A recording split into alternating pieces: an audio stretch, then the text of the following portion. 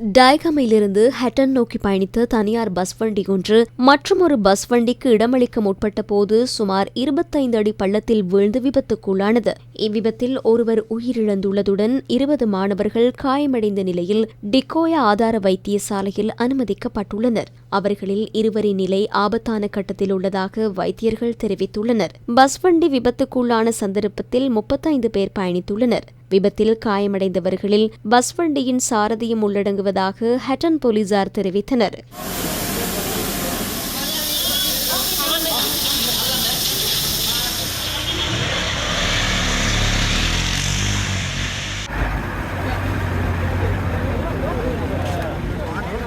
பாதுகாப்பா ஒன்றும் இல்லை.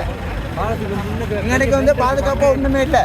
இங்கனைக்கு எந்த டைம்ல வருஷம் நடக்கிறது ஒரு சீன் கொடுத்தாங்க. பாதுகாப்பா இன்னைக்கு ஒன்றுமே இல்லை. இந்நிலையில் களுத்துறை டிப்போவுக்கு சொந்தமான பஸ் வண்டி ஒன்று வீதியை விட்டு விலகி மரப்பலகை விற்பனை நிலையம் ஒன்றுக்குள் புகுந்து விபத்துக்குள்ளாகியுள்ளது. சாரதிக்கு ஏற்பட்ட திடீர் நெஞ்சுவலி காரணமாக விபத்து ஏற்பட்டுள்ளதாக சுட்டிக்காட்டப்பட்டுள்ளது. விபத்தின் போது காயமடைந்த 3 பேர் வைத்தியசாலையில் அனுமதிக்கப்பட்டுள்ளனர்.